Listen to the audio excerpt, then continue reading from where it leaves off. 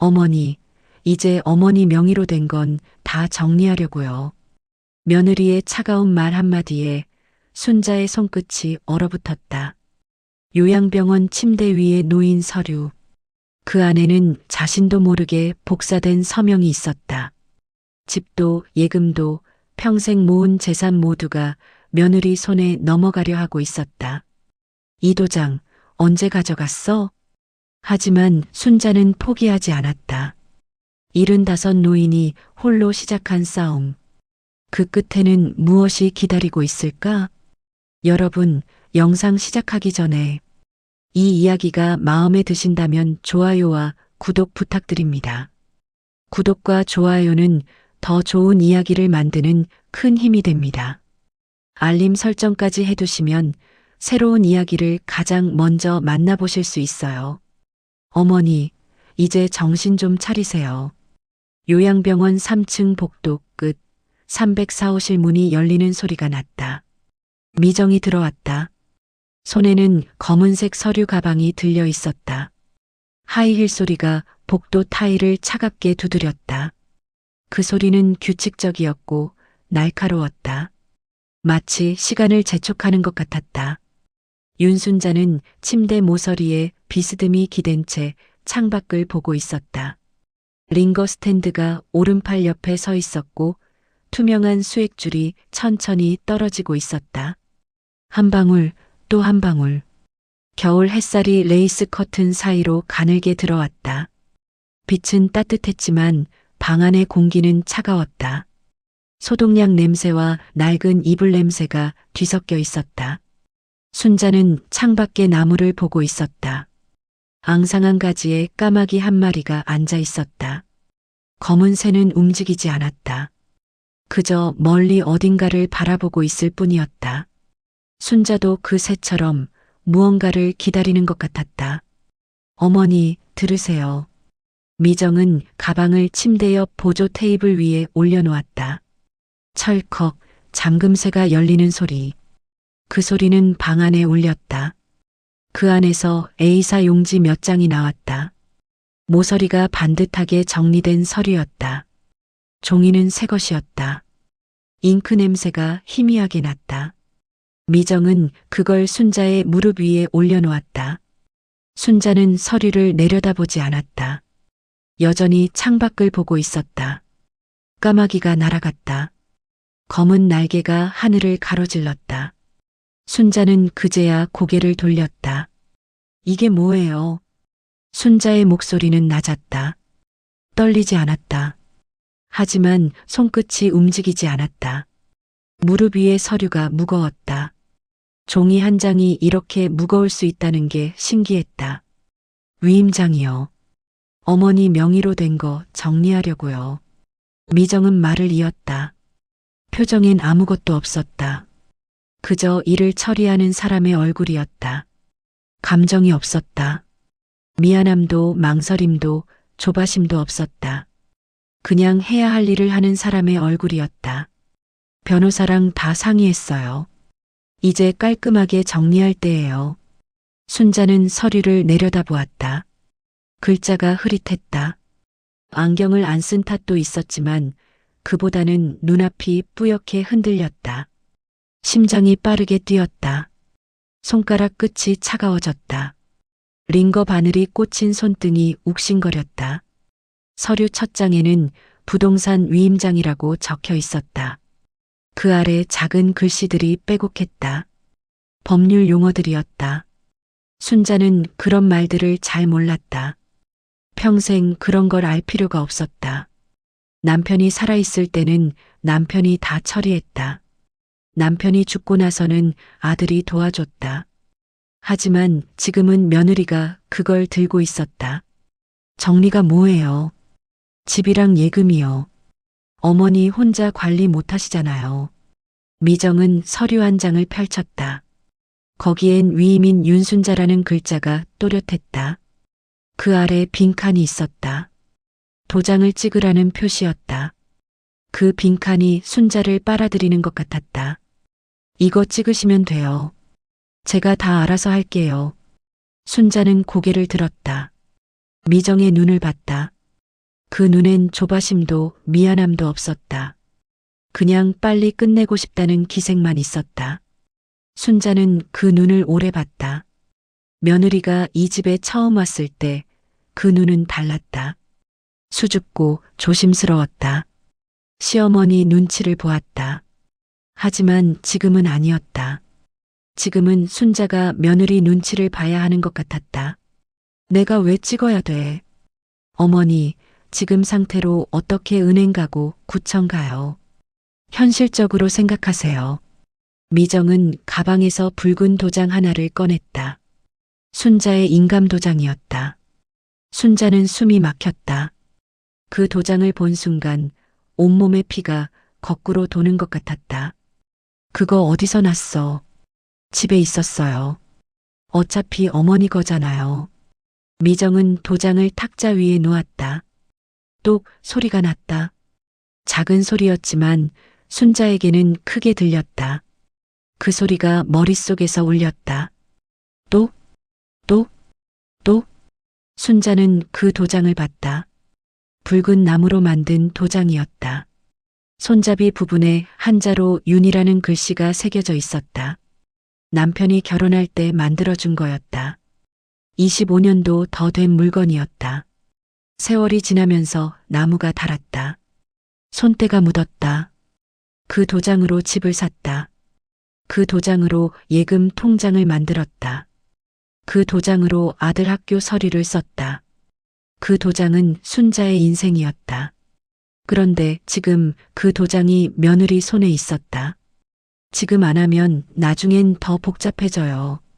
어머니도 편하고 저도 편해요. 미정의 말투는 사무적이었다. 설득이 아니라 통보였다. 이미 결정된 일을 알리는 것 같았다. 순자는 입술을 깨물었다. 말이 나오지 않았다. 목구멍이 막힌 것 같았다. 복도에서 간호사가 지나가는 소리가 들렸다. 카트 바퀴 구르는 소리. 누군가 기침을 했다. 링거액이 뚝뚝 떨어졌다. 시간이 느려졌다. 아니, 멈춘 것 같았다. 순자는 서류를 다시 내려다봤다. 글자들이 춤을 췄다. 흔들렸다. 순자는 눈을 감았다. 심호흡을 했다. 그리고 천천히 눈을 떴다. 생각 좀 해볼게요. 순자는 겨우 그 말을 꺼냈다. 목소리가 떨렸다. 하지만 또렷했다. 미정은 잠시 멈칫했다. 표정이 굳었다. 그러고는 한숨을 쉬었다. 어머니, 이거 시간 끄는 거 아니에요. 변호사 약속도 잡혀 있어요. 그래도 내 재산인데. 어머니 재산이니까 제가 지키려는 거예요. 순자는 미정을 봤다. 며느리의 얼굴이 단단했다. 흔들림이 없었다. 이미 마음을 정한 사람의 얼굴이었다. 미정은 서류를 다시 가방에 넣었다. 하지만 도장은 그대로 두고 붉은 도장이 하얀 탁자 위에 놓여 있었다. 그건 마치 경고처럼 보였다. 또는 미끼처럼. 내일 또 올게요. 그때 결정하세요. 미정은 가방을 들고 돌아섰다. 하이힐 소리가 다시 울렸다. 문이 열렸다. 복도에 차가운 공기가 들어왔다. 그리고 문이 닫혔다. 하이힐 소리가 멀어졌다. 점점 작아졌다. 그리고 사라졌다. 순자는 혼자 남았다. 방은 조용했다. 너무 조용했다. 링거액 떨어지는 소리만 들렸다. 뚝, 뚝, 뚝. 창밖엔 겨울 나무가 앙상했다. 바람 소리가 유리창을 흔들었다. 하늘은 회색이었다. 구름이 두꺼웠다. 곧 눈이 올 것 같았다. 순자는 탁자 위 도장을 바라봤다. 붉은 도장. 자신의 이름이 새겨진 도장. 그건 남편의 선물이었다. 순자는 남편을 떠올렸다. 결혼식 날 남편이 이 도장을 건네며 말했다. 이제 당신 것이야. 소중히 간수해. 순자는 그 말을 지켰다. 30년 넘게 그 도장을 간수했다. 서랍 깊은 곳에 넣어뒀다. 함부로 꺼내지 않았다. 중요한 일에만 썼다. 그런데 지금 그 도장이 병원 탁자 위에 놓여 있었다. 며느리가 가져온 도장이. 손이 떨렸다. 링거 바늘이 꽂힌 손등이 파랗게 멍들어 있었다. 순자는 눈을 감았다. 하지만 어둠 속에서도 미정의 목소리가 맴돌았다. 이제 깔끔하게 정리할 때예요. 그 말이 가슴속 깊은 곳을 파고들었다. 순자는 이불을 잡았다. 천이 구겨졌다.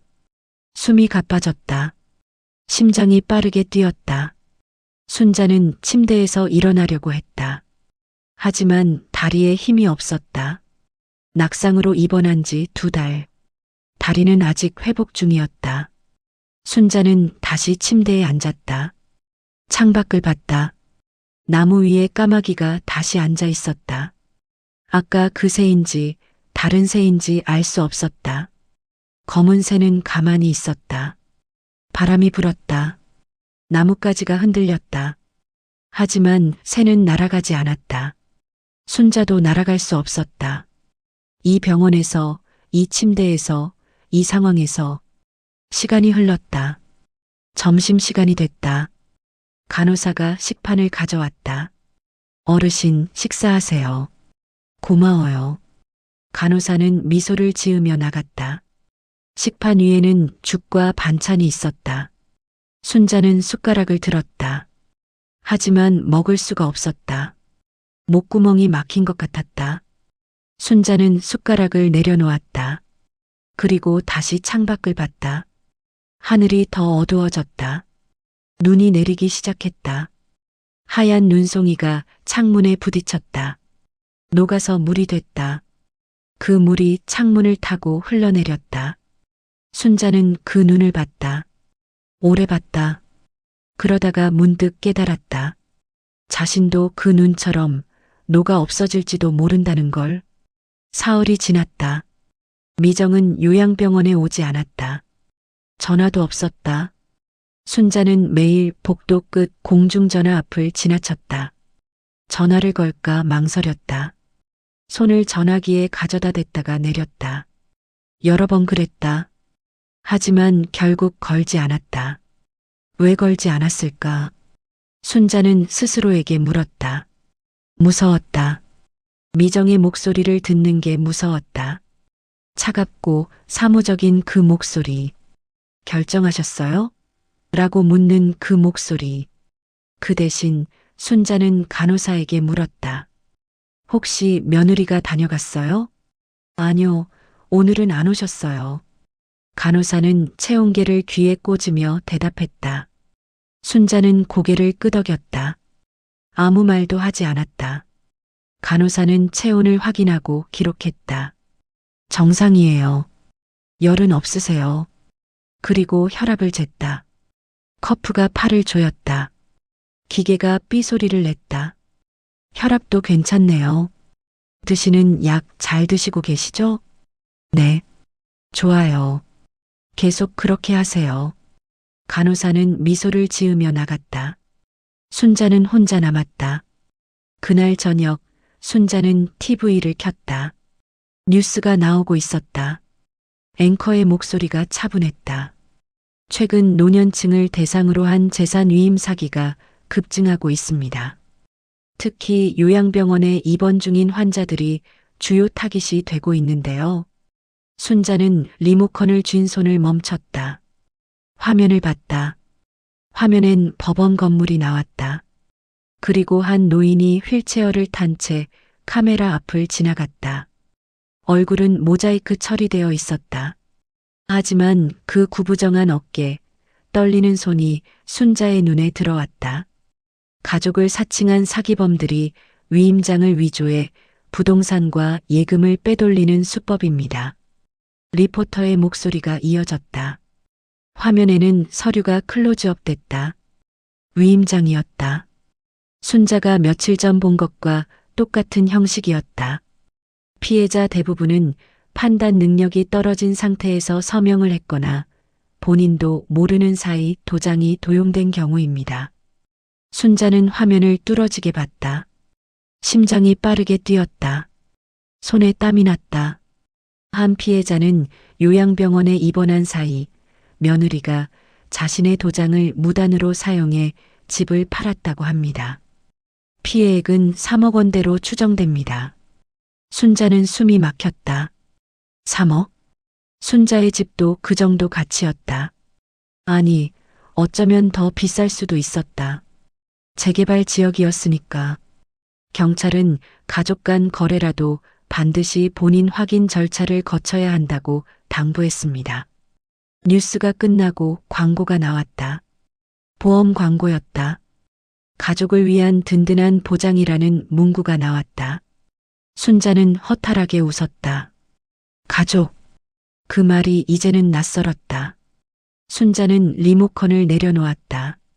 숨을 길게 내쉬었다. 그날 밤 순자는 잠들지 못했다. 천장을 보며 누워 있었다. 형광등이 희미하게 깜빡였다. 복도에서 누군가 기침하는 소리, 간호사가 순찰 도는 발소리, 링거 스탠드 바퀴 구르는 소리. 모든 소리가 또렷했다. 순자는 눈을 감았다. 하지만 잠이 오지 않았다. 머릿속에서 생각이 꼬리를 물었다. 미정은 정말 나를 속이려는 걸까? 아니면 정말로 날 위해서 하는 걸까? 혹시 내가 오해하는 건 아닐까? 하지만 도장을 왜 허락 없이 가져갔지? 그리고 그 서류들. 복사본이었을까? 아니면 진짜였을까? 생각이 맴돌았다. 답이 나오지 않았다. 새벽 4시쯤 순자는 침대에서 일어났다. 더 이상 누워 있을 수 없었다. 슬리퍼를 신고 복도로 나갔다. 비상등이 희미하게 켜져 있었다. 간호사실 불빛만 환했다. 복도는 조용했다. 순자는 천천히 걸었다. 다리가 아팠지만 참았다. 창문 앞에 섰다. 밖을 봤다. 새벽 하늘이 검었다. 별이 보였다. 순자는 오랫동안 별을 봤다. 어렸을 때 시골에서 보던 별들. 그때는 별이 많았다. 은하수도 보였다. 하지만 도시로 오고 나서는 별을 잘 못 봤다. 불빛이 너무 밝아서. 순자는 별을 세었다. 하나, 둘, 셋. 10가지 세고 나서 멈췄다. 너무 많았다. 셀 수 없었다. 어르신, 왜 안 주무세요? 뒤에서 목소리가 들렸다. 순자는 돌아봤다. 야간 근무 간호사였다. 잠이 안 와서요. 힘든 일 있으세요? 순자는 잠시 망설였다. 말해야 할까? 하지만 뭐라고 말해야 할까? 며느리가 내 재산을 뺏으려 한다고? 그건 가족 문제였다. 남에게 말할 수 있는 게 아니었다. 아니요, 괜찮아요. 그래도 주무셔야죠. 방으로 모시다 드릴게요. 간호사가 팔을 내밀었다. 순자는 그 팔을 잡고 방으로 돌아왔다. 침대에 다시 누웠다.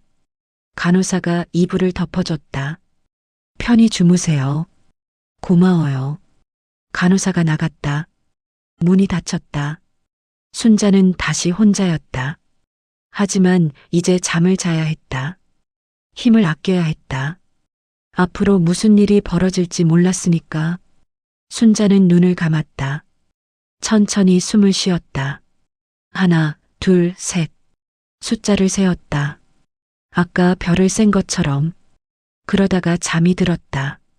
하지만 꿈을 꿨다. 악몽이었다. 꿈속에서 순자는 집에 있었다. 자신의 집.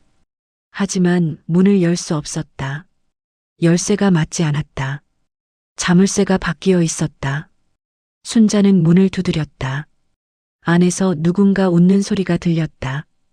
미정의 웃음소리였다. 순자는 깨어났다. 온몸이 땀으로 젖어 있었다. 심장이 빠르게 뛰었다. 숨이 가빴다. 창밖이 밝았다. 아침이었다. 간호사가 들어왔다. 어르신, 아침 식사 시간이에요.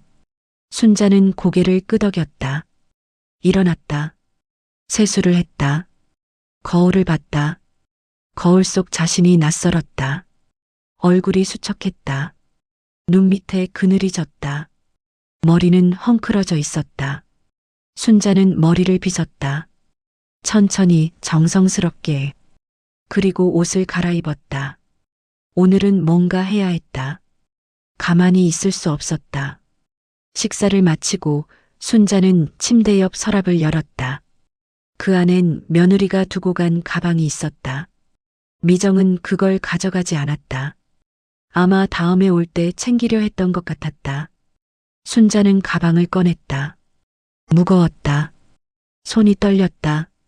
하지만 멈추지 않았다. 잠금쇠를 눌렀다. 찰칵 소리와 함께 열렸다. 안에는 서류가 가득했다. A사 용지가 파일 속에 반듯하게 정리되어 있었다. 순자는 그중 하나를 꺼냈다. 제목이 보였다. 부동산 매매 위임장. 순자는 숨을 참았다. 천천히 읽었다. 위임인 윤순자 수임자 이미정. 그 아래엔 주소가 적혀 있었다. 순자의 집 주소였다. 그리고 그 아래 서명란이 있었다. 순자의 손이 멈췄다. 눈이 커졌다. 그 서명란에 자신의 서명이 있었다. 하지만 순자는 그 서류에 사인한 적이 없었다. 순자는 서명을 자세히 봤다. 자신의 글씨체였다. 하지만 뭔가 달랐다. 선이 너무 매끄러웠다. 떨림이 없었다. 순자의 손은 이제 떨렸다. 글을 쓸 때도 조금씩 흔들렸다. 하지만 이 서명은 흔들림이 없었다. 복사본이었다. 다음 장을 넘겼다. 예금 인출 위임장이 나왔다. 거기에도 똑같은 서명이 있었다. 복사본이었다. 원본이 아니었다. 순자는 숨이 막혔다. 가슴이 답답했다. 손이 떨려서 서류를 제대로 잡을 수가 없었다. 파일을 더 뒤졌다. 그 안에서 명함 한 장이 나왔다. 법무법인 청명 변호사 강민수. 전화번호가 적혀 있었다. 사무실 주소도 있었다. 순자는 명함을 쥐었다. 그리고 다시 서류를 봤다. 복사된 서명, 복사된 도장. 모든 게 미정의 손에 있었다. 순자는 서류를 다시 가방에 넣었다. 손이 떨렸다. 하지만 멈추지 않았다. 새벽 공기가 차가웠다. 창문 틈으로 바람이 들어왔다. 순자는 가방을 침대 밑에 다시 숨겼다. 그리고 생각했다. 이제 어떻게 해야 하지? 그날 아침 미정이 왔다. 노크 소리도 없이 문이 열렸다. 미정은 어제와 같은 차림이었다. 검은 코트를 입고 있었다. 얼굴이 굳어 있었다. 어머니, 생각 좀 하셨어요? 미정은 여전히 담담했다. 순자는 침대에 앉아 있었다. 서류 가방은 침대 아래 숨겨져 있었다. 아직이야. 순자의 목소리는 낮았다. 떨리지 않았다. 하지만 눈빛이 달라졌다. 미정은 눈치채지 못했다. 어머니, 이거 진짜 빨리 해야 돼요. 은행이랑 구청에서 서류 요구하고 있어요. 누가 요구해? 저요. 제가 정리하려고요. 미정은 가방을 찾았다. 침대 옆을 둘러봤다. 없었다. 가방 어디 갔어요? 내가 치웠어. 왜요? 내 물건이니까. 미정의 표정이 굳었다. 잠깐 말이 없었다. 그러고는 작게 웃었다. 하지만 그 웃음에는 온기가 없었다. 어머니, 그 안에 중요한 서류 있어요. 주세요. 중요하면 원본을 가져왔어야지. 순자의 말에 미정의 얼굴이 변했다. 눈빛이 날카로워졌다. 입술이 굳었다. 뭘 본 거예요? 다 봤어. 공기가 무거워졌다. 복도에서 카트 지나가는 소리가 들렸다. 링거액이 떨어졌다. 뚝, 뚝. 두 사람은 말없이 서로를 봤다. 시간이 멈춘 것 같았다. 어머니, 그건 오해예요. 복사본을 왜 만들어? 절차상 필요해서요. 내 도장을 언제 찍었어? 미정은 입을 다물었다. 대답하지 않았다. 순자는 이불을 잡았다. 손에 힘이 들어갔다. 가방 내놔요. 싫어. 어머니. 미정의 목소리가 커졌다. 순자는 움직이지 않았다. 눈빛만 더 단단해졌다. 둘은 그렇게 한참을 마주봤다.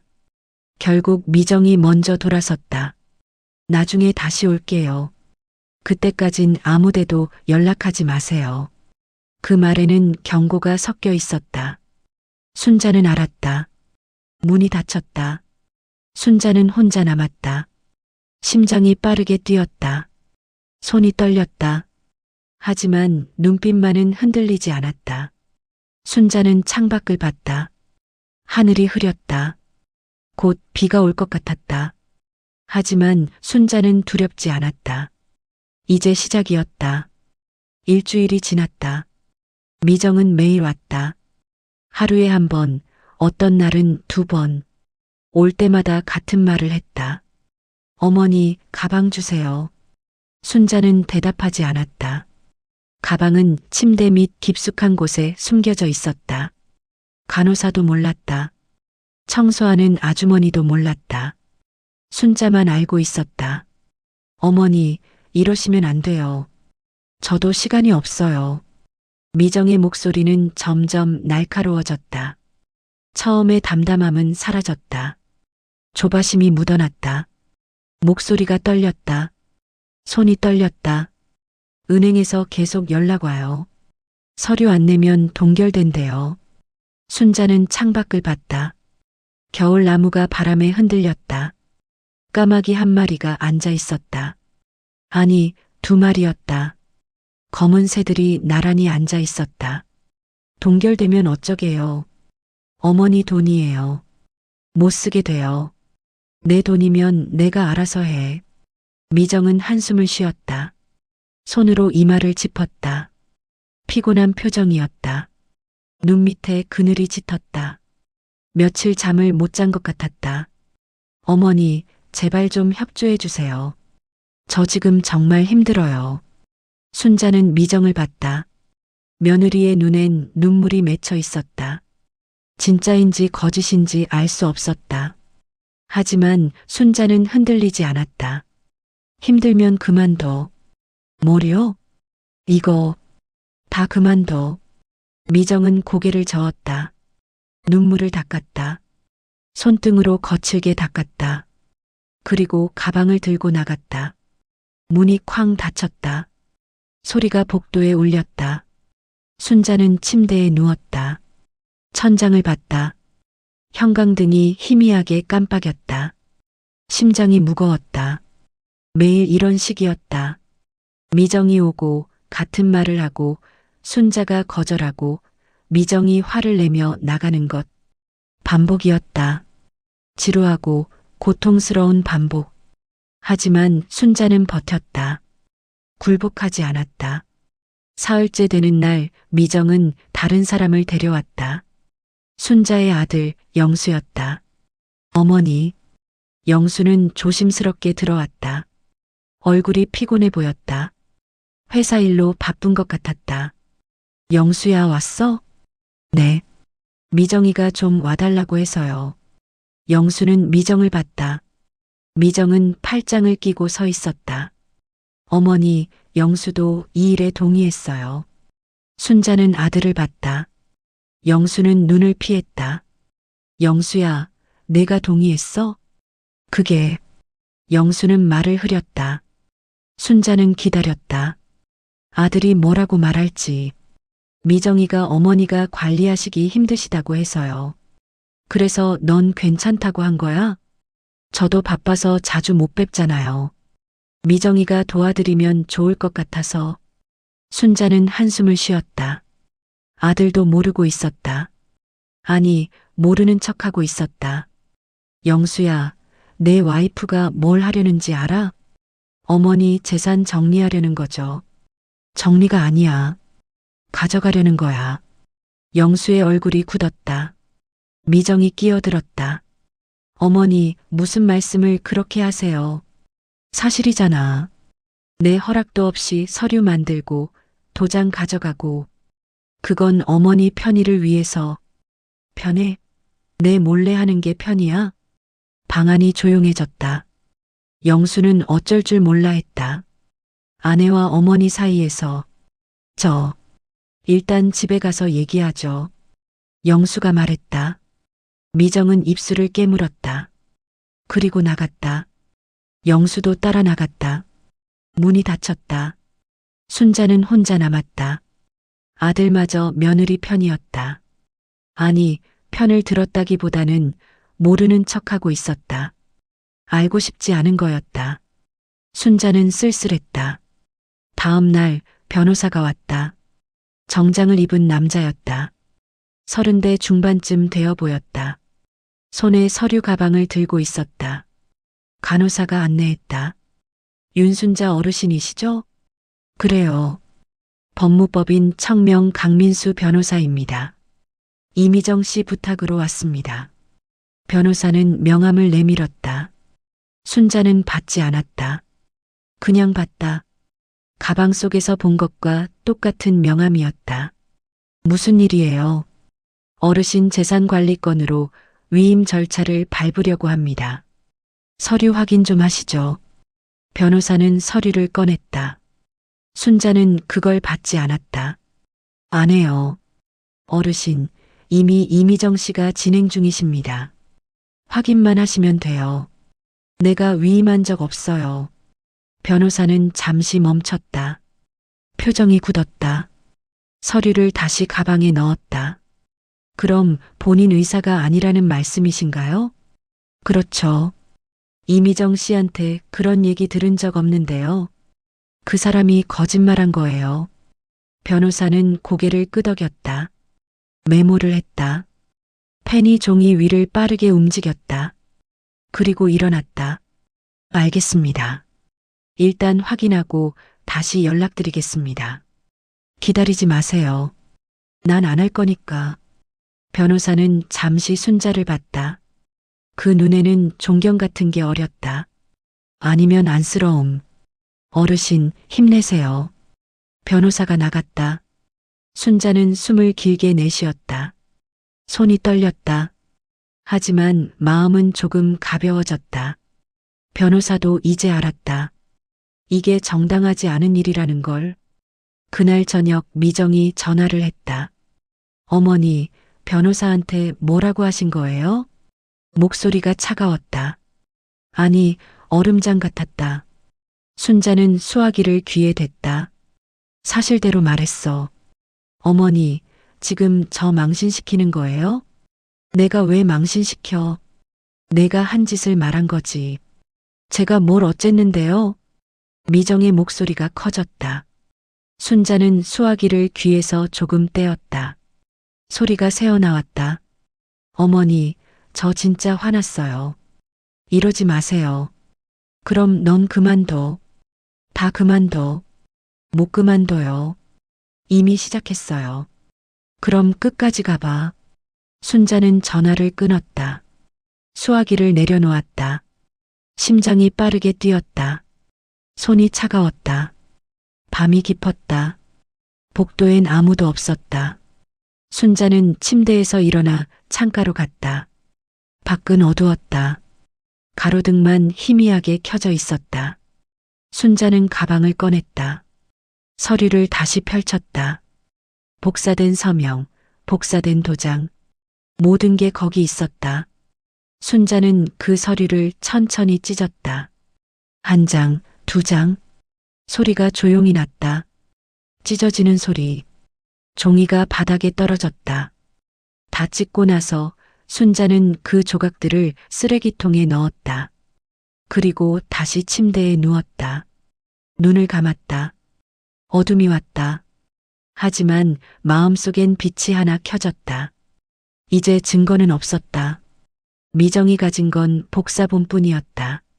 원본은 순자가 파기했다. 순자는 작게 미소 지었다.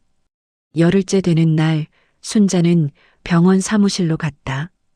휠체어를 타고 복도를 천천히 지나갔다. 간호사가 밀어줬다. 바퀴 소리가 복도에 울렸다. 덜컹거렸다. 어디 가세요? 사무실 좀 가려고요. 무슨 일 있으세요? 확인할 게 있어서요. 간호사는 더 묻지 않았다. 순자를 사무실 앞까지 데려다 줬다. 사무실 문을 열었다. 안엔 행정 직원이 앉아 있었다. 컴퓨터 화면을 보고 있었다. 안경을 쓴 중년 여자였다. 어르신, 무슨 일이세요? 제 보호자 명단 좀 확인하고 싶어요. 직원은 고개를 끄덕였다. 키보드를 두드렸다. 화면에 이름이 떴다. 보호자는 이미정 씨 한 분이세요. 아들 이름은 없어요? 네, 등록 안 되어 있어요. 순자는 눈을 감았다. 예상했던 대답이었다. 하지만 확인하고 나니 가슴이 답답했다. 아들 이름이 없다는 게 확인됐다. 미정만 보호자로 등록되어 있었다. 언제 등록됐어요? 2달 전이요. 입원하실 때요. 순자는 고개를 끄덕였다. 그때는 정신이 없었다. 낙상으로 급하게 입원했었다. 계단에서 넘어졌다. 다리를 다쳤다. 병원에 실려왔다. 서류는 미정이 다 처리했다. 순자는 침대에 누워있기만 했다. 그때 이미 미정이 준비하고 있었던 거였다. 혹시 보호자 변경할 수 있어요? 가능하세요. 서류 작성하시면 돼요. 직원은 서류 한 장을 내밀었다. 순자는 그걸 받아들었다. 손이 떨렸다. 지금 쓸게요. 순자는 펜을 들었다. 아들 이름을 적었다. 이영수. 전화번호도 적었다. 서명을 했다. 손이 떨려서 글씨가 흔들렸지만 또렷했다. 이거 제출할게요. 네, 내일부터 적용됩니다. 순자는 사무실을 나왔다. 복도로 돌아왔다. 휠체어가 천천히 굴러갔다. 마음이 조금 가벼워졌다. 첫 번째 단계였다. 보호자를 아들로 바꿨다. 이제 미정은 마음대로 서류를 처리할 수 없었다. 304호실로 돌아와서 순자는 침대에 앉았다. 그리고 서랍을 열었다. 그 안엔 며느리가 두고 간 가방이 아직 있었다. 찢어진 서류는 버렸지만 명함은 남아 있었다. 순자는 명함을 꺼냈다. 법무법인 청명 변호사 강민수. 전화를 걸었다. 신호음이 울렸다. 1번, 2번, 3번째 신호음에 누군가 받았다. 여보세요. 법무법인 청명입니다. 젊은 여자의 목소리였다. 비서인 것 같았다. 강민수 변호사 좀 바꿔주세요. 누구시죠? 윤순자예요. 잠시 정적이 흘렀다. 비서가 당황하는 것 같았다. 잠시만 기다려주세요. 보류 음악이 흘렀다. 클래식이었다. 순자는 그 음악을 들으며 기다렸다. 그리고 변호사가 전화를 받았다. 어르신, 무슨 일이세요? 내가 물어볼 게 있어요. 말씀하세요. 이미정 씨가 서류 맡긴 거 정말 내동에 받은 거예요? 변호사는 잠시 말이 없었다. 순자는 기다렸다. 전화 너머로 변호사의 숨소리가 들렸다. 그건 이미정 씨가 그렇게 말씀하셔서요. 증거는 봤어요? 서명 복사본 받았습니다. 원본은요? 그건 아직 안 받았습니다. 순자는 숨을 길게 내쉬었다. 예상했던 답이었다. 그럼 그 서류 효력 없는 거 아니에요? 원칙적으로는 그렇습니다. 그럼 왜 진행하려고 했어요? 변호사는 대답하지 않았다. 순자는 말을 이었다. 변호사님도 알고 계시죠? 이게 정당하지 않다는 거. 네. 그럼 진행하지 마세요. 알겠습니다. 나중에 연락할게요. 변호사님도 조심하세요. 전화를 끊었다. 순자는 수화기를 내려놓았다. 마음속에서 무언가가 단단해지는 걸 느꼈다. 변호사도 이제 협조하지 않을 것이다. 미정은 혼자가 됐다. 그날 밤 아들에게 전화를 했다. 영수야. 어머니, 무슨 일이세요? 아들의 목소리는 피곤했다. 일이 많은 것 같았다.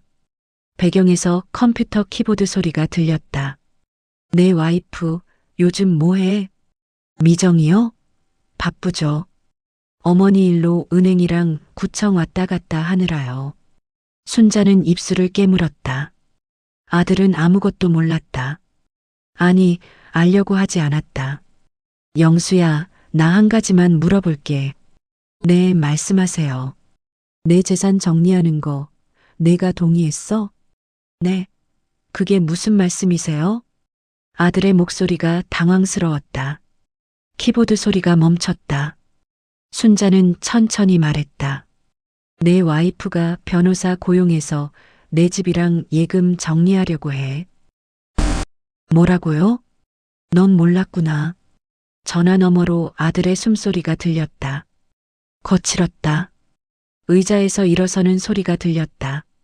어머니, 제가 지금 바로 갈게요. 아니야, 오지 마. 내가 알아서 할게. 어머니, 영수야, 엄마 믿어. 내가 다 해결할게. 하지만, 넌 내일이나 잘해. 엄마는 괜찮아. 순자는 전화를 끊었다. 가슴이 아팠다. 아들에게까지 이런 말을 해야 한다는 게 슬펐다. 하지만 이제 돌아갈 수 없었다. 순자는 이미 선택했다. 싸우기로. 이틀 뒤 미정이 다시 왔다. 어머니, 제 남편한테 전화하셨죠? 미정의 얼굴은 창백했다. 눈 밑에 다크서클이 짙었다. 머리는 단정하지 않았다. 옷도 구겨져 있었다. 그래 했어. 왜 그러세요? 왜 저한테 직접 안 말하고 남편한테 말해요? 내 남편은 내 아들이야. 당연히 알아야지. 미정은 입술을 떨었다. 눈물이 맺혔다. 하지만 흘리지 않았다. 참고 있었다. 어머니, 저 진짜 어머니 위해서 한 거예요. 내 위해서 내 재산 뺏으려고? 뺏는 게 아니에요. 미정의 목소리가 터졌다. 복도에서 간호사가 고개를 돌렸다. 다른 환자들도 쳐다봤다. 저도 가족이에요. 어머니 혼자 두면 사기당할까봐 제가 먼저 정리하려고 한 거예요. 내가 언제 부탁했어? 부탁 안 하셔도 해야죠. 순자는 고개를 저었다. 미정은 울음을 터뜨렸다. 소리내어 울었다. 어깨가 떨렸다. 어머니, 제발이요. 저 정말 힘들어요. 그럼 그만둬. 못 그만둬요. 이미 다 준비했어요. 순자는 일어났다. 휠체어를 밀고 미정 앞으로 갔다. 두 사람의 눈이 마주쳤다. 순자는 조용히 말했다. 내 손으로 쓴 적 없어. 그 서류. 미정의 얼굴이 굳었다. 눈물이 멈췄다. 복사본은 효력 없어. 변호사도 알아. 어머니, 이제 그만해. 더 이상은 안 봐줘. 순자는 돌아섰다. 미정은 그 자리에 서 있었다. 눈물이 뺨을 타고 흘렀다. 하지만 순자는 돌아보지 않았다. 문이 닫혔다. 순자는 혼자 남았다. 창밖엔 눈이 내리기 시작했다. 하얀 눈이 창문을 덮었다. 순자는 침대에 앉아 눈을 감았다. 이제 끝이 보였다. 3일 뒤 순자는 법무법인 청명을 찾아갔다. 아들이 차를 몰았다. 영수는 말이 없었다. 운전대를 꽉 잡고 있었다. 손등에 핏줄이 튀어나왔다.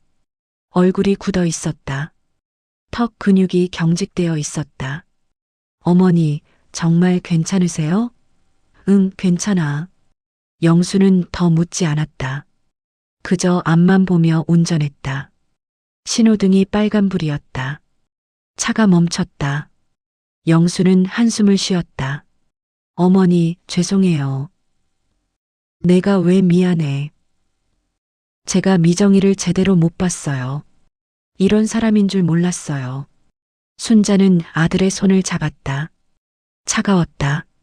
너 잘못 아니야. 사람은 원래 몰라. 오래 살아봐야 알게 돼. 신호등이 바뀌었다. 차가 다시 움직였다. 차는 시내 중심가로 들어갔다. 빌딩 숲 사이로 햇빛이 비쳤다. 겨울 햇살이었지만 따뜻했다. 차창 밖엔 사람들이 바쁘게 걸어갔다. 출근하는 직장인들, 학생들, 노인들. 모두 각자의 삶을 살고 있었다. 순자는 그들을 봤다. 저 사람들도 각자의 이야기가 있겠지. 각자의 아픔이 있겠지. 순자만 힘든 게 아니었다. 세상 모든 사람이 각자의 무게를 지고 살아가고 있었다. 법무법인은 15층에 있었다. 주차를 하고 영수가 휠체어를 꺼냈다. 순자를 조심스럽게 태웠다. 제가 밀게요. 고마워. 엘리베이터를 타고 올라갔다. 거울에 비친 순자의 얼굴을 봤다. 수척했다. 하지만 눈빛만은 또렷했다. 흔들리지 않았다. 엘리베이터 문이 열렸다. 15층. 유리문 너머로 리셉션이 보였다. 깔끔하고 세련된 인테리어였다. 대리석 바닥이 반들반들했다. 윤순자 어르신이시죠? 변호사님이 기다리고 계세요. 리셉션 직원이 안내했다. 젊은 여자였다. 정장을 입고 있었다. 미소가 공손했다. 순자는 휠체어를 밀며 안으로 들어갔다. 영수가 뒤따랐다. 복도를 지나 회의실로 갔다. 회의실 문이 열렸다. 안엔 강민수 변호사가 앉아 있었다. 그리고 그 옆에 미정이 있었다. 미정은 순자를 보고 얼굴을 굳혔다. 눈이 흔들렸다. 예상하지 못한 것 같았다. 어머니. 앉아요. 순자는 테이블 맞은편에 앉았다. 영수도 옆에 앉았다. 네 사람이 마주봤다. 테이블 위엔 서류들이 놓여 있었다. 물잔도 준비되어 있었다. 오늘 이 자리는 윤순자 어르신 요청으로 마련됐습니다. 변호사가 말을 꺼냈다. 목소리는 차분했다. 전문가의 목소리였다. 순자는 고개를 끄덕였다. 제가 맡긴 서류 있죠? 네, 있습니다. 그거 다 무효예요. 변호사는 서류를 펼쳤다. 그 위엔 복사된 서명이 있었다. 순자의 이름이 적혀 있었다. 어르신, 이게 어르신 서명 아닌가요? 복사본이에요. 내가 직접 쓴 게 아니에요. 미정이 말했다. 목소리가 떨렸다. 어머니, 그건 제가 편의상. 편해? 내 허락 없이? 순자의 목소리는 낮았지만 단단했다. 미정은 입을 다물었다. 손이 떨렸다. 변호사가 말했다. 이미정 씨, 원본 서명 받으셨습니까? 그건 대답해 주세요. 침묵이 흘렀다. 미정은 고개를 숙였다. 받지 못했습니다. 변호사는 한숨을 쉬었다. 서류를 덮었다. 펜을 내려놓았다. 그럼 이 서류는 법적 효력이 없습니다. 하지만 어머니 도장은 제가 가지고 있어요. 미정이 소리쳤다. 가방에서 붉은 도장을 꺼냈다. 순자의 인감 도장이었다. 테이블 위에 놓았다. 똑 소리가 났다. 순자는 그 도장을 봤다. 남편의 선물. 자신의 인생이 담긴 도장. 순자는 손을 내밀었다. 그거 내 거야. 돌려줘. 안 돼요. 이게 없으면 어머니 재산 관리 못해요. 내가 관리해. 내가 할 일 아니야. 영수가 일어났다. 의자가 뒤로 밀렸다. 미정아, 그만해. 당신은 가만히 있어요. 미정이 남편을 향해 소리쳤다. 영수는 얼굴이 빨개졌다. 주먹을 쥐었다. 미정아, 이게 뭐 하는 짓이야? 어머니가 살아계신데 왜 이래? 난 잘못한 거 없어. 어머니 위해서 한 거라고. 위해서? 허락도 안 받고? 미정은 울음을 터뜨렸다. 도장을 쥔 손이 떨렸다. 눈물이 뺨을 타고 흘렀다. 순자는 조용히 말했다. 미정아, 그 도장 언제 가져갔어? 미정은 대답하지 않았다. 고개를 숙였다. 대답해. 언제 가져갔어? 입원하실 때요. 내가 줬어? 아니요. 제가 가져왔어요. 왜? 미정은 입술을 깨물었다.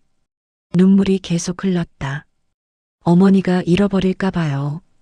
순자는 고개를 저었다. 거짓말하지 마. 내가 쓰려고 가져간 거잖아.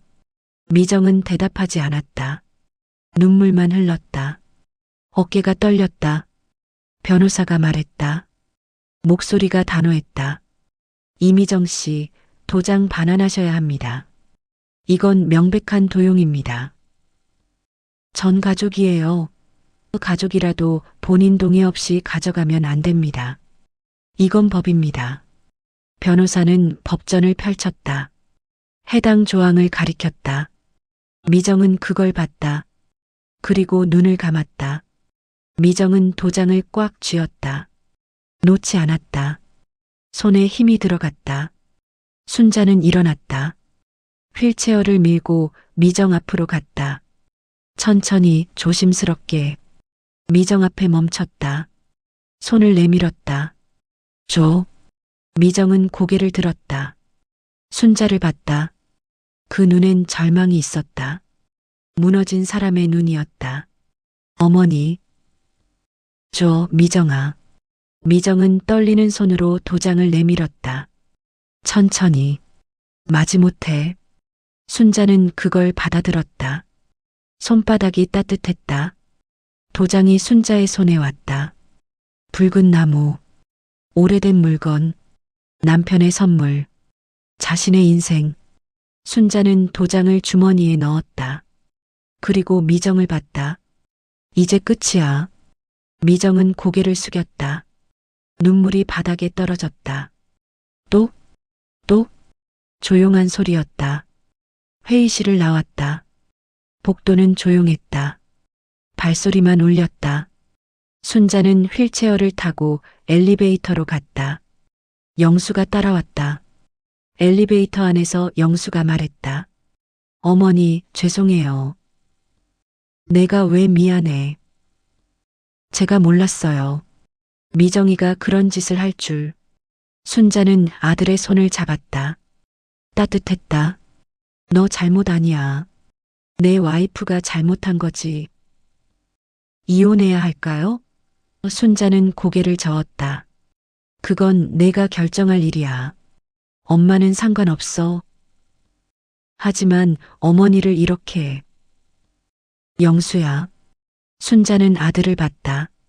눈을 마주쳤다. 사람은 실수를 해. 중요한 건 그 실수를 어떻게 바로잡느냐야. 영수는 눈물을 흘렸다. 중년 남자의 눈물이었다. 순자는 아들의 손을 꽉 잡았다. 엘리베이터가 1층에 도착했다. 문이 열렸다. 밖엔 겨울바람이 불고 있었다. 차가웠지만 상쾌했다. 차에 타고 돌아가는 길, 순자는 창밖을 봤다. 거리엔 사람들이 걸어가고 있었다. 누구도 이 이야기를 몰랐다. 하지만 순자는 알았다. 자신이 지켜냈다는 걸. 집도 예금도 도장도. 그리고 무엇보다 자신의 존엄을. 차가 요양병원에 도착했다. 영수가 휠체어를 내렸다. 순자를 조심스럽게 태웠다. 어머니, 제가 자주 올게요. 응, 고마워. 앞으로는 제가 챙길게요. 순자는 고개를 끄덕였다. 아들의 얼굴을 봤다. 성장한 얼굴이었다. 오늘 하루 영수는 조금 더 어른이 됐다. 병실로 돌아왔다. 304호실. 순자의 공간. 침대에 앉았다. 창밖을 봤다. 하늘이 맑았다. 구름 한 점 없었다. 까마귀가 날아갔다. 자유롭게. 순자는 주머니에서 도장을 꺼냈다. 손바닥에 올려놓았다. 무거웠다. 하지만 이제 안전했다. 이 도장은 다시는 누군가에게 빼앗기지 않을 것이다. 순자는 도장을 서랍 깊숙한 곳에 넣었다. 그리고 눈을 감았다. 싸움은 끝났다. 순자는 요양병원에서 퇴원했다. 의사가 허락했다. 이제 혼자서도 충분히 생활하실 수 있어요. 다리도 많이 나아졌다. 지팡이만 있으면 걸을 수 있었다. 집으로 돌아왔다. 오래된 아파트였다. 3층. 엘리베이터 없는 건물. 영수가 짐을 들고 계단을 올라갔다. 순자는 천천히 한 계단씩 올라갔다. 숨이 찼지만 괜찮았다.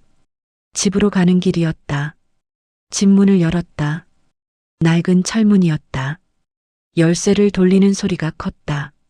문이 삐걱거렸다. 안으로 들어갔다. 먼지 냄새가 났다. 오랫동안 비어 있었던 공간이었다. 2달 만에 돌아온 집. 거실이 보였다. 소파, 텔레비전, 식탁. 모든 게 그대로였다. 하지만 뭔가 달랐다. 공기가 무거웠다. 시간이 멈춰 있는 것 같았다.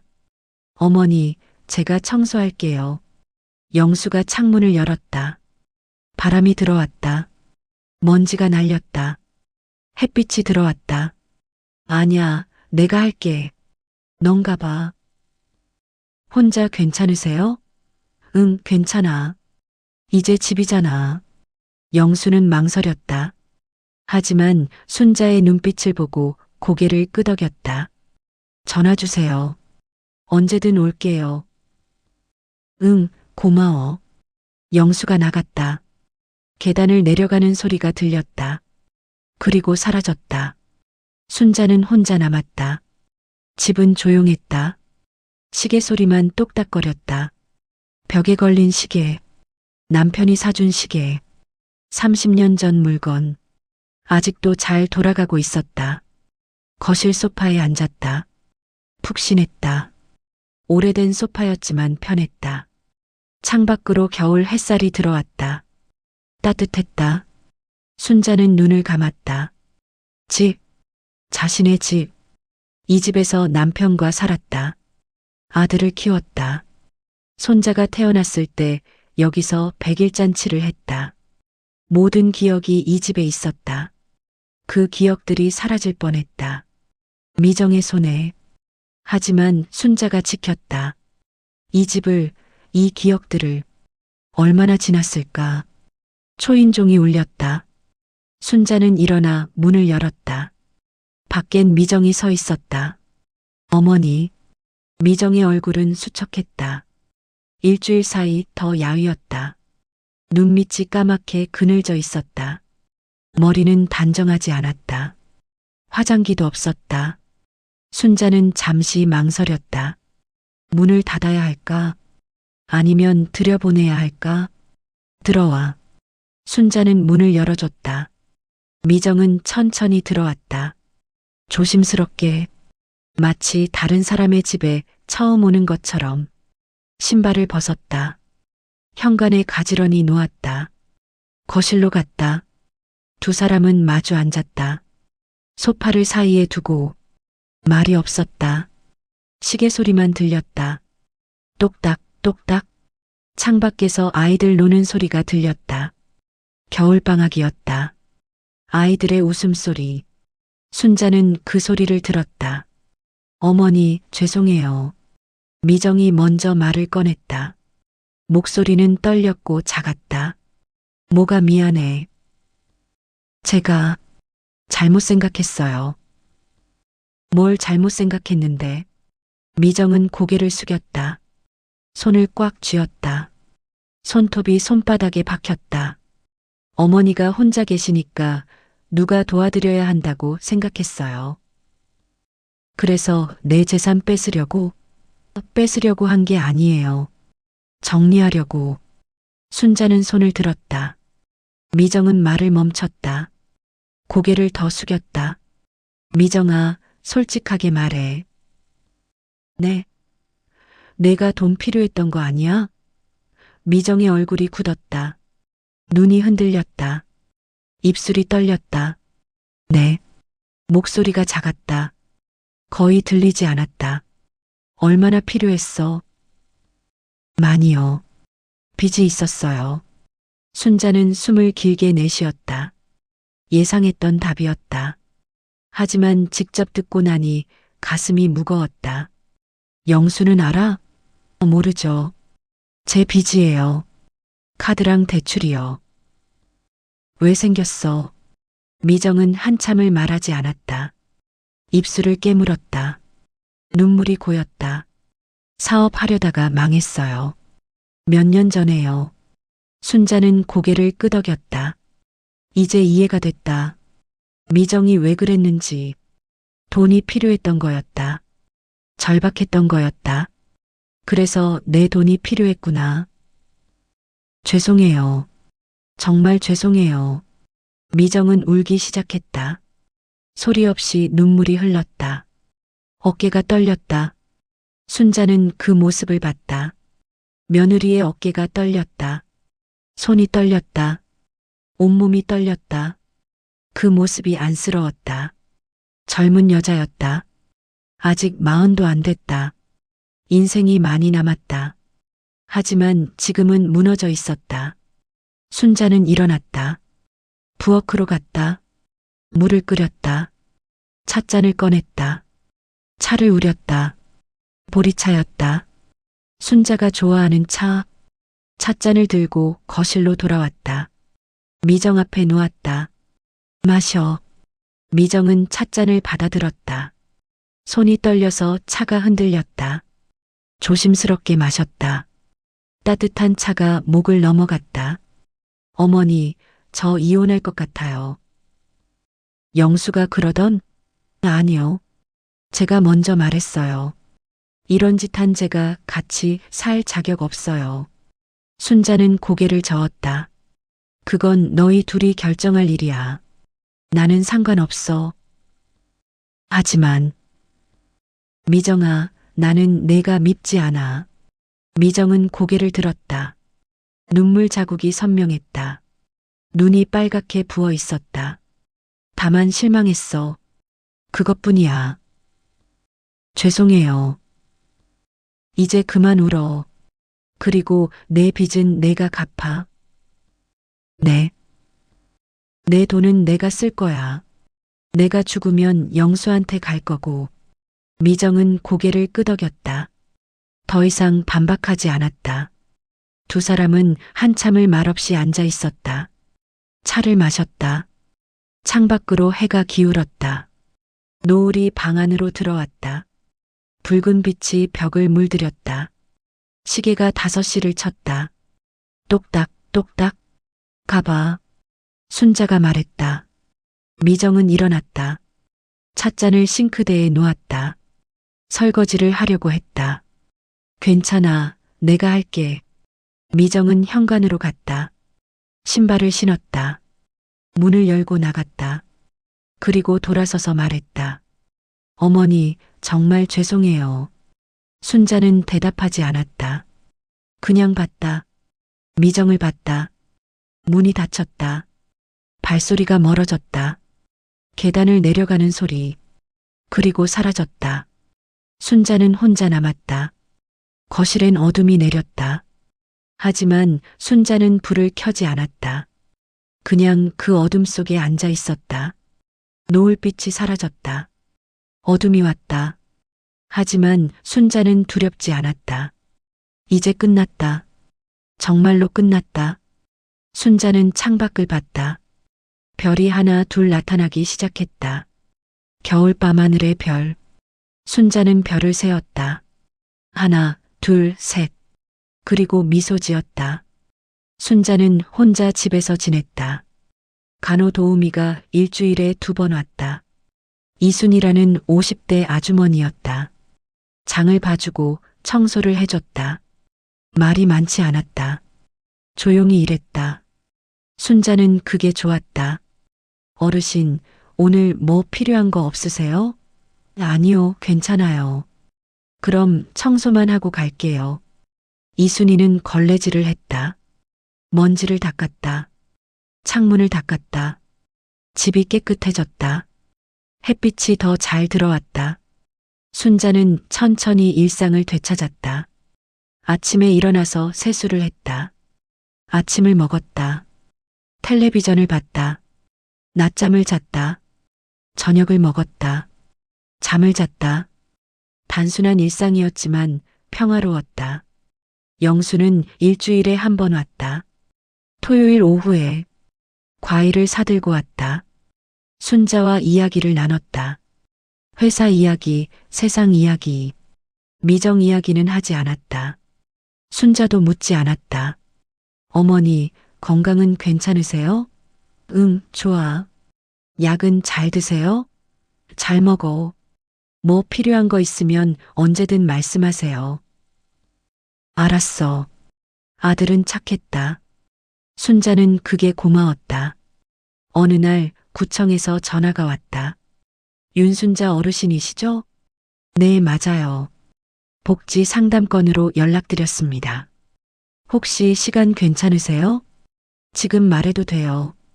어르신 혼자 사시는 걸로 확인됐는데 돌봄 서비스 신청하실 수 있어요. 순자는 잠시 생각했다. 돌봄 서비스 필요할까? 이순이 아주머니가 일주일에 2번 오는데. 하지만 나이가 더 들면 더 필요할 것 같았다. 신청하고 싶어요. 네, 그럼 방문 상담 일정 잡아드릴게요. 전화를 끊고 순자는 창밖을 봤다. 봄이 오고 있었다. 나무에 새싹이 돋아나고 있었다. 겨울이 지나가고 있었다. 며칠 뒤 구청 직원이 방문했다. 젊은 여자였다. 이름은 김지혜. 27살.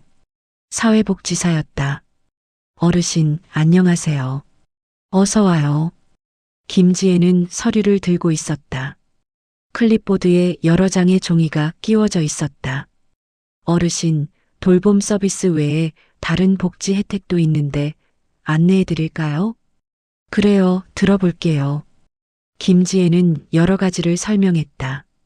의료비 지원, 생활비 지원, 주거 지원. 순자는 고개를 끄덕이며 들었다. 세상이 많이 변했다. 노인들을 위한 제도가 많아졌다.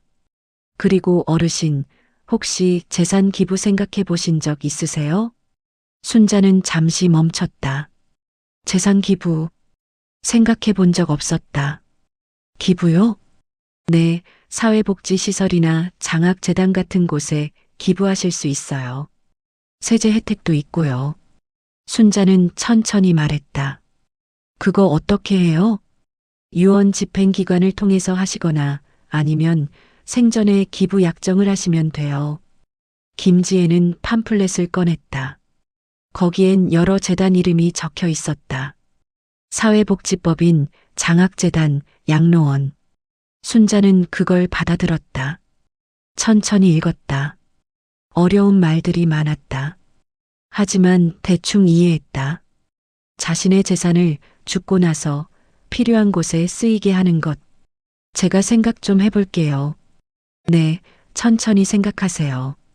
언제든 연락 주세요. 김지혜는 명함을 남기고 갔다. 순자는 팜플렛을 들고 소파에 앉았다.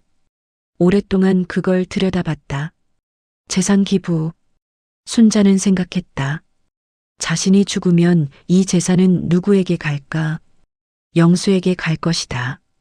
그럼 영수는 어떻게 쓸까? 자기가 쓸까? 아니면 미정이 쓸까? 순자는 확신할 수 없었다. 차라리 정말 필요한 곳에 쓰이는 게 낫지 않을까?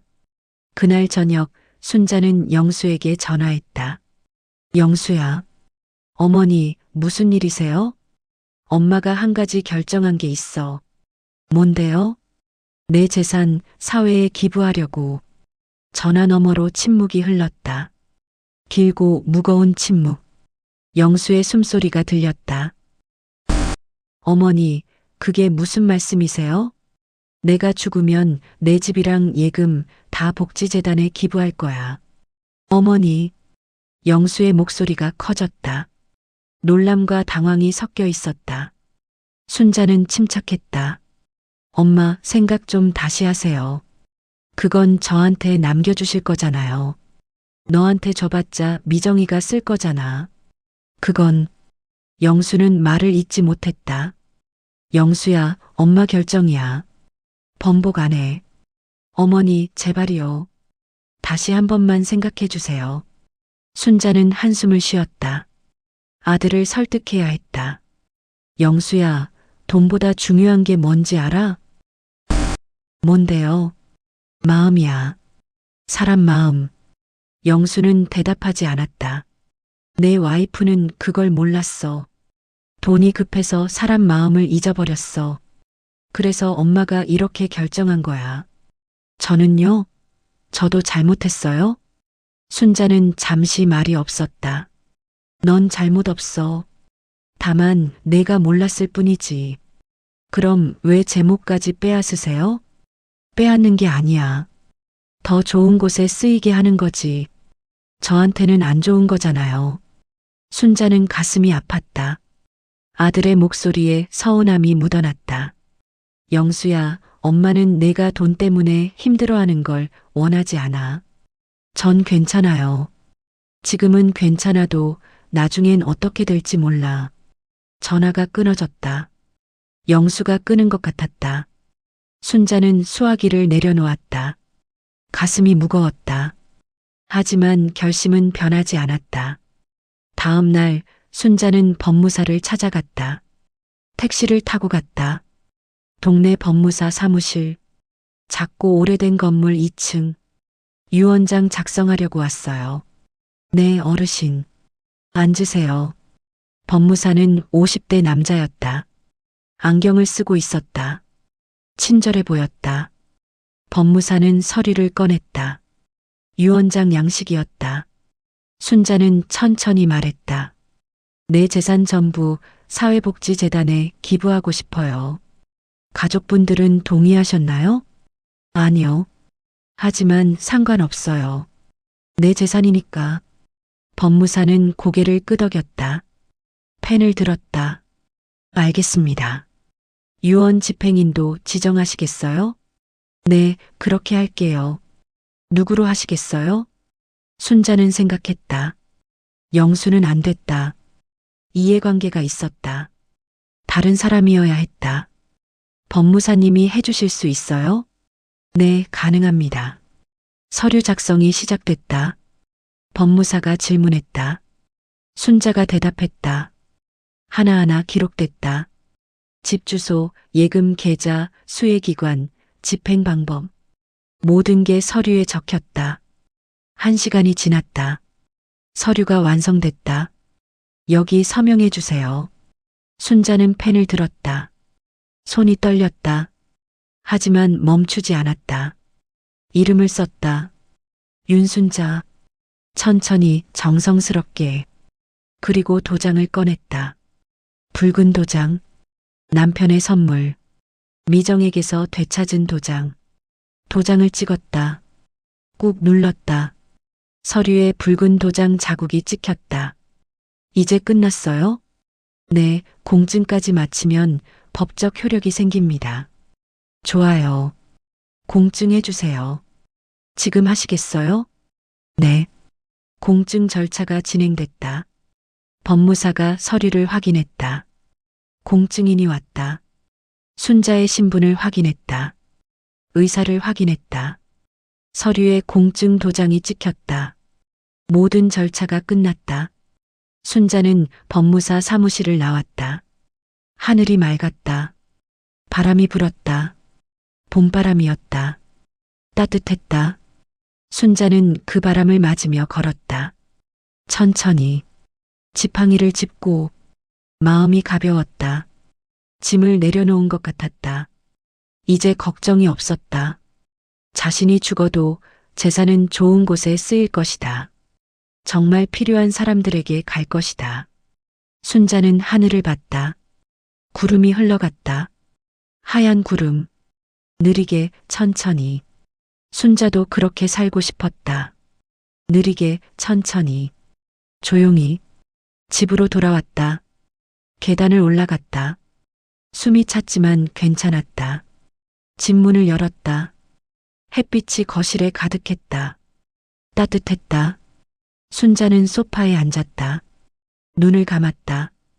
평화가 왔다. 이제 끝이었다. 정말로. 석 달이 지났다. 순자는 여전히 혼자 살았다. 간호도우미가 오고 복지 상담사가 가끔 들렀다. 영수도 일주일에 한 번 왔다. 그렇게 조용히 시간이 흘렀다. 봄이 왔다. 벚꽃이 폈다. 동네 공원에 벚꽃나무가 있었다. 순자는 가끔 거기 갔다. 지팡이를 짚고 천천히 걸었다. 벤치에 앉아 꽃을 봤다. 분홍빛 꽃잎들 바람에 흩날렸다. 하늘에서 눈처럼 떨어졌다. 순자는 손바닥을 펼쳤다. 꽃잎 하나가 손에 떨어졌다. 부드러웠다. 어르신, 혼자 나오셨어요? 옆집 아주머니였다. 박미경, 60대 초반. 응, 날씨가 좋아서. 정말 좋네요. 벚꽃이 예뻐요. 그러게. 두 사람은 함께 벤치에 앉았다. 꽃을 봤다. 말이 많지 않았다. 하지만 편했다. 어르신, 요즘 건강은 어때요? 좋아. 많이 나아졌어. 다행이에요. 병원에 오래 계셨잖아요. 응, 이제 괜찮아. 순자는 정말 괜찮았다. 몸도 마음도. 그날 저녁 집으로 돌아와서 순자는 편지를 썼다. 책상에 앉았다. 펜을 들었다. 편지지를 꺼냈다. 하얀 종이 영수에게라고 적었다. 그리고 천천히 글을 써내려갔다. 엄마가 이 편지를 쓸 때쯤이면 아마 많은 시간이 흘렀을 거야. 엄마는 내가 잘못했다고 생각하지 않아. 다만 돈보다 중요한 게 있다는 걸 알았으면 좋겠어. 그건 사람의 마음이야. 엄마의 재산은 엄마가 결정한 곳으로 갈 거야. 그게 옳다고 생각해. 내가 이해 못할 수도 있어. 괜찮아. 언젠가는 알게 될 거야. 돈은 결국 도구일 뿐이야. 중요한 건 그 돈으로 무엇을 하느냐지. 엄마는 좋은 일에 쓰이길 원해. 내가 서운할 수도 있어. 미안해. 하지만 엄마의 마지막 선택을 존중해줬으면 좋겠어. 사랑한다, 영수야. 엄마가. 순자는 펜을 내려놓았다. 편지를 천천히 접었다. 봉투에 넣었다. 영수의 이름을 적었다. 그리고 그 편지를 서랍에 넣었다. 깊숙한 곳에. 언젠가 영수가 찾을 것이다. 아니면 못 찾을 수도 있다. 그것도 괜찮았다. 순자는 다시 창가로 갔다. 어느새 해가 지고 있었다. 석양이었다. 하늘이 붉게 물들었다. 탁자 위엔 붉은 도장이 놓여 있었다. 순자는 그걸 집어들었다. 손바닥에 감쌌다. 따뜻했다. 나무의 온기. 이 도장으로 많은 일을 했다. 집을 샀다. 통장을 만들었다. 서류에 사인했다. 인생의 중요한 순간마다 이 도장이 있었다. 그리고 이제 마지막으로 유언장에 찍었다. 순자는 도장을 서랍 깊숙한 곳에 넣었다. 편지 옆에. 다시는 쓰지 않을 것 같았다. 창밖에서 아이들이 뛰어노는 소리가 들렸다. 웃음소리가 들렸다. 순자는 그 소리를 들으며 눈을 감았다. 시계 초침이 움직였다. 똑딱, 똑딱. 규칙적인 소리. 시간이 흐르는 소리. 인생이 흐르는 소리. 세상은 계속 돌아갔다.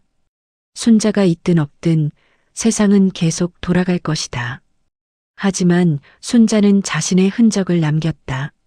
좋은 흔적을. 의미 있는 흔적을. 순자는 그 안에서 조용히 숨을 쉬었다. 창밖으로 석양이 지고 있었다. 하늘이 붉게 물들었다. 주황색, 분홍색, 보라색. 아름다운 색들. 그 빛이 방 안으로 들어왔다. 순자의 얼굴을 비췄다. 주름진 얼굴. 세월의 흔적.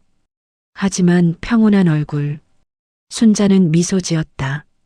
작은 미소였다. 하지만 진심이 담긴 미소였다. 그리고 그 빛 속에서 순자는 평온했다. 완전히 깊이 평온했다. 벚꽃 한 송이가 창문에 붙었다. 바람에 날려온 꽃잎. 순자는 그걸 봤다. 봄이었다. 새로운 시작의 계절. 하지만 순자에게는 마무리의 계절이기도 했다. 순자는 창가에 계속 앉아 있었다. 석양을 봤다. 해가 지는 걸 봤다. 천천히 조용히 해가 졌다. 어둠이 왔다. 하지만 순자는 두렵지 않았다. 불을 켰다. 방이 밝아졌다. 따뜻한 빛이었다. 순자는 소파에 앉았다. 텔레비전을 켰다. 뉴스가 나왔다. 세상 돌아가는 이야기. 순자는 그걸 들으며 차를 마셨다. 보리차. 따뜻했다. 밤이 깊어갔다. 시계가 9시를 쳤다. 순자는 일어났다. 침실로 갔다. 이불을 펼쳤다. 누웠다. 천장을 봤다. 조용했다. 평화로웠다. 순자는 눈을 감았다. 잠이 왔다. 편안한 잠. 꿈을 꿨다. 좋은 꿈이었다. 꿈속에서 순자는 젊었다. 남편과 함께 있었다. 아들이 어렸다. 웃고 있었다. 행복한 꿈이었다. 순자는 그 꿈속에서 미소 지었다. 이 이야기가 마음에 와닿으셨다면 좋아요와 구독 부탁드립니다. 여러분의 응원이 더 좋은 이야기를 만드는 힘이 됩니다. 다음에 또 좋은 이야기로 찾아뵙겠습니다. 감사합니다.